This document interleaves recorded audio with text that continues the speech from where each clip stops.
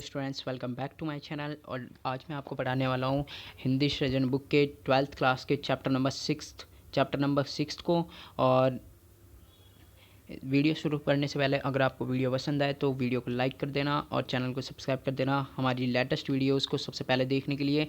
और आरबीएससी का मैं पूरा कोर्स अपलोड करने वाला हूँ ताकि उसका नोटिफिकेशन आप तक पहुँच सके, इसलिए चैनल को सब्सक्राइब कर देना और वीडियो को ज़रूर लाइक कर देना, भूलना मत प्लीज़। और मैं चैप्टर नंबर 6 पढ़ाने वाला हूँ, तो चलिए शुरू करते हैं। उषा कविता है इस चैप्टर का नाम, और इस चैप्टर को लिखा है या फिर इस कविता को लिखा है या इस पद को लिखा है किसके द्वारा? शमशेर बहादुर सिंह के द्वारा, शमशेर बहादुर सिंह जी के द्वारा। इनका जन्म हुआ था 1911 ईस्वी के अंदर और इनकी मृत्यु हुई थी सन 1993 ईस्वी के अंदर। देहरादून में जन्मे शमशेर बहादुर सिंह को मात्र 8 से 9 वर्ष की आयु में उनकी माँ का चिरवियोग सहना पड़ा। उसके बाद में 18 वर्ष की उम्र में उनका विवाह हुआ, मगर 6 वर्ष का साथ निभाकर पत्नी टीवी से चल बसी। जीवन के अभावों ने उनके कवित्व को दुर्बल नहीं बनाया बल्कि उन्हें धारदार बनाया।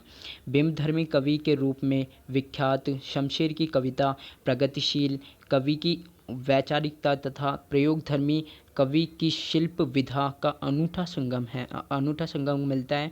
और कवि द्वारा रचित सौंदर्य के अनूठे चित्र पाठकों के मन को भाते हैं। उनकी प्रमुख रचनाएं हैं कुछ कविताएं, कुछ और कविताएं, चुका भी नहीं हूँ मैं, और इससे पास अपने, इतने पास अपने, और बात बोलेगी काल तुझसे है होड़ मेरी। उन्होंने उर्दू हिंदी कोश का संपादन भी किया था। प्रस्तुत कविता में उषा भौर के समय होने वाले सूर्योदय का अनूठा शब्द चित्रण है। सूर्योदय के दृश्यों को मनोहारी घरेलू बिंबों में बदलकर कवि ने प्रभावी ढंग से प्रस्तुत किया है। ये बिंब हमारे गांव के मनमोहक भौर एवं जीवंत परिवेश का जीवंत परिवेश को साक्षी बनाते हैं। और भाषा, बिंब और लय तीनों का मणिकांचन संयोग इस कविता में मिलता है। और कवि प्रातःकालीन सूर्योदय का मूक दृष्टा मात्र न बनकर भौर के जीवंत परिवेश को जीवन के चिर परिचितों बिंबों में अभिव्यक्त कर स्पष्टता के रूप में एहसास कराता है।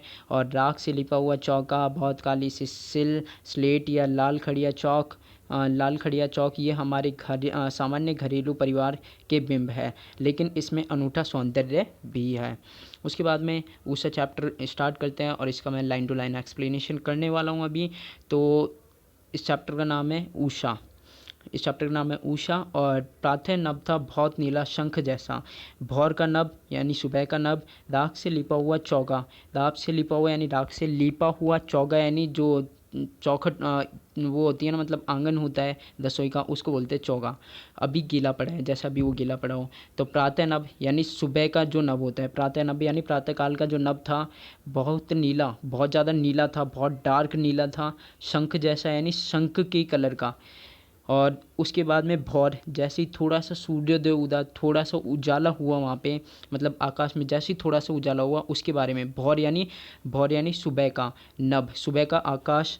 राख से लिपा हुआ यानी जो राख होती है मतलब बेसिकली वो काली कलर की होती है।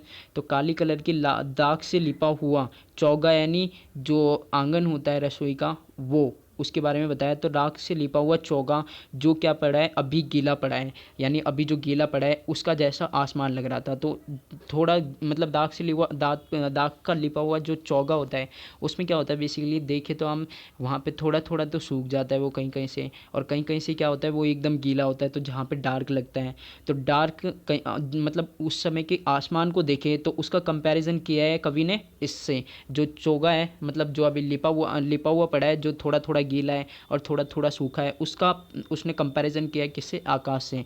तो आकाश में जो सुबह के समय कोई कोई बादल थे थोड़े हल्के नीले रंग के थे, और कोई कोई बादल ऐसे थे जो बहुत काले कलर के थे, मतलब थोड़ा आसमान तो काले कलर का, नीले कलर का लग रहा था एकदम, और थोड़ा थोड़ा आकाश था कहीं कहीं पे जो क्या लग रहा था, थोड़े हल्के नीले कलर का लग रहा था।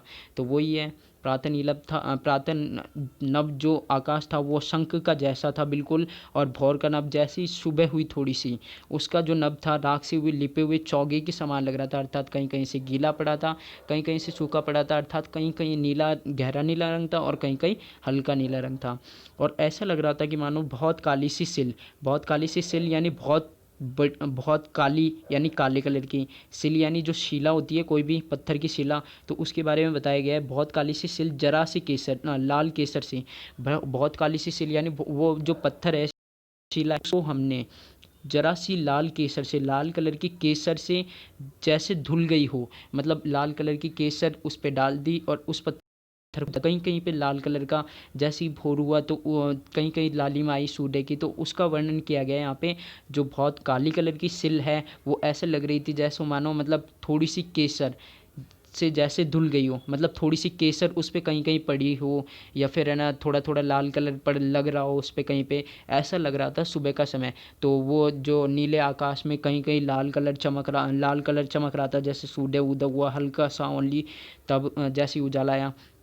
और ऐसा लग रहा था कि मानो स्लेट पर लाल खड़िया चौक, स्लेट पर यानी जो स्लेट होती है बच्चों के लिखने की काले कलर की होती है, उसके ऊपर लाल खड़िया चौक यानी लाल कलर की जो चौक होती है उसको रंग दी हो किसी ने, यानी रंग दिया हो किसी ने, लाल खड़िया चौक किसी ने रंग दी हो ऐसा लग रहा था, मल दी हो किसी ने यानी उस पर रगड़ दी हो, काली कलर की स्लेट पर हल्की हल्की सी किसी ने ऐसे लाल कलर की स्लेट रंग दियो ऐसा लग रहा था ये स्लेट पे। तो कहीं कहीं से लाल कलर का वो था।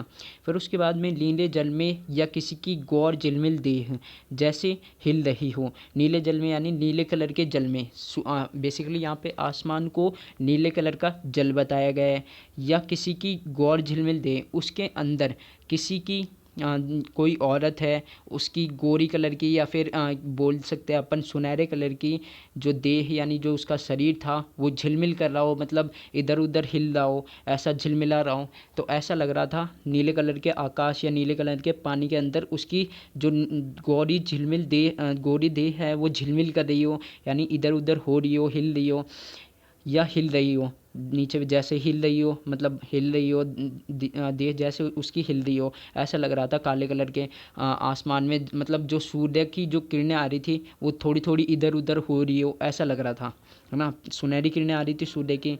और उसके बाद में और जादू टूटता है, और इसके बाद में जैसी सूर्य उदय हो जाता है मतलब ऊपर आ जाता है तो जादू टूट जाता है इस उषा का, ये जो सूर्योदय हो रहा था या फिर ये जो उषा की लाली थी, है ना, इसका जादू टूट जाता है। अब सूर्योदय हो रहा है, क्योंकि अब क्या हो रहा है सूर्योदय, जैसे सूर्य ऊपर आता है तो वो सारे के सारे कलर, वो सारा नीला आकाश एकदम सफ़ेद हो जाता है, मतलब चारों तरफ उजाला ही हो जाता है और सारे के सारे जो वो थे वो सारे के सारे क्या हो जाते हैं गायब हो जाते हैं, सारे दृश्य गायब हो जाते हैं। तो यही बताया कवि ने।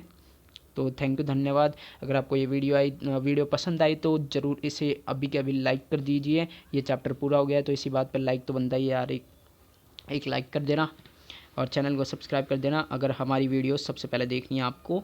तो थैंक यू।